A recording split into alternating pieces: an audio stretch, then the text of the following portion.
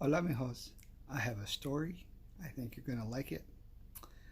And I know we just had three stories tonight when we talked on Skype, but I think we need another one. This one is called Cedric the Centipede.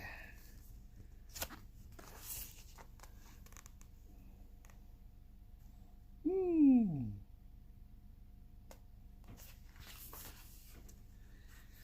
Relax. Close your eyes and imagine you're in a beautiful garden. At the bottom of the garden, there's an old oak tree. If you bend down and look very carefully at the ground around the tree, you see a tiny city called Bugsville. It's not inhabited by people like us, but by insects and other crawly creatures. Let's listen to their story. Everyone in Bugsville was buzzing with excitement. The city's annual dance competition was only a day away, and all the creatures were busy practicing their different dance routines. The ladybirds were line dancing and making beautiful patterns in the air. The grasshoppers were grooving and hopping all over the place. But one little centipede called Cedric, who had a very long body and more legs than he could count, didn't seem very happy. Cedric's legs never seemed to do what he wanted them to do, and every time he tried to dance, he fell over with a deafening thump. Oh, poor Cedric. Hey everyone, look at Cedric, laughed the ladybirds. He's invented a new dance called the falling over foxtrot. Cedric went bright red with embarrassment. You'd better give up now, grinned the grasshoppers. You haven't got a chance of winning the competition. Cedric went even redder and crept away. He wanted to crawl under a stone and never come out again. They're right, said Cedric sadly. I just can't dance. Can't, a little voice said. Who said can't? I did, said Cedric. And who are you? I'm Sonia the silkworm. A worm with white, silky skin poked her head out from underneath a half-eaten leaf. Everybody can dance, said Sonia. You just have to find the dance that's right for you.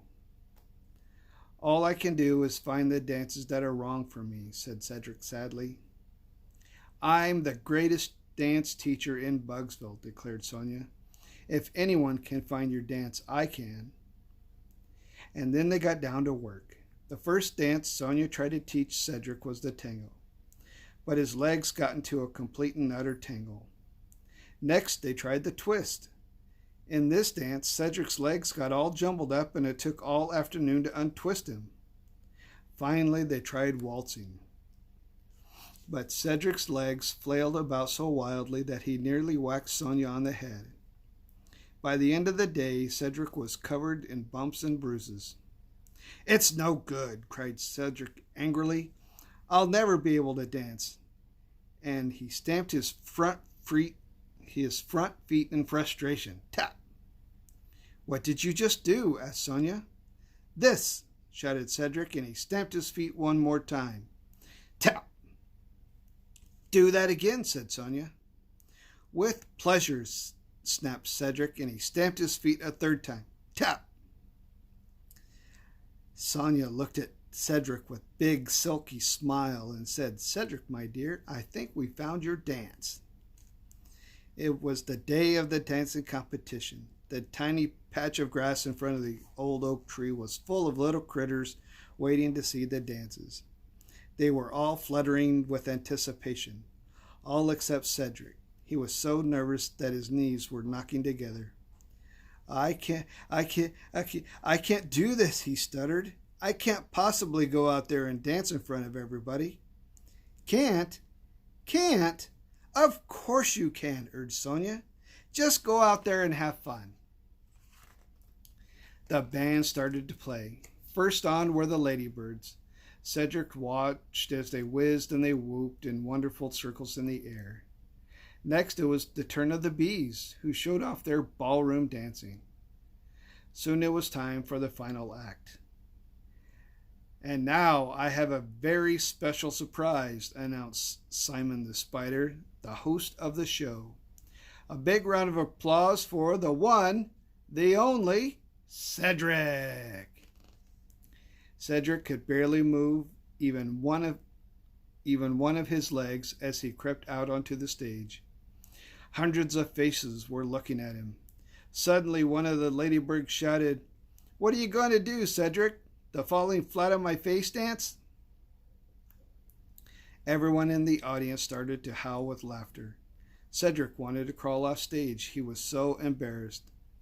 But then the music started playing and something amazing happened. Cedric slowly lifted one of his front feet and tapped it on the ground. Tap. He tapped another one of his feet. Tap. He tapped 2 feet together. Tippity tap. He tapped 50 feet. And then he was tapping all of his 100 feet in time with the music. Tippity tap, tap, tap, tap. Cedric had truly discovered his dance. It was tap dancing. Soon all the other creatures were tapping their feet too. "This is such fun," cried Cedric. When the music was over, he didn't want to stop. He wanted to continue dancing. So he did. Everyone carried on dancing with him. "Well, the winner of this year's competition," announced Simon Spider, "has to be Cedric!" Everyone started clapping and cheering. "I just can't believe it," said Cedric. "I've won first prize," and a huge smile stretched from one side of his face to the other. Everyone can dance. You just have to find your own special kind of dance, like Cedric did. And if you ever want a dancing lesson and you happen to be in Bugsville, then pop into Cedric and Sonia's Dance Academy. Maybe you too will find your own dance there. What do you think your dance is? I think mine's the hokey pokey. I can do that one really well. There may be something other people can do that you can't do, and vice versa. Don't make fun of others just because they can't do something you can. If you work hard and don't give up, you can make your own dreams come true. And sometimes our friends see our talents better than we can. Listen to your friends when they tell you that you're good at something, and be sure to tell them when you notice they're good at something too. Very good. Very wise story. I hope you enjoyed it. I love you, mijos, and I will talk to you later. Bye.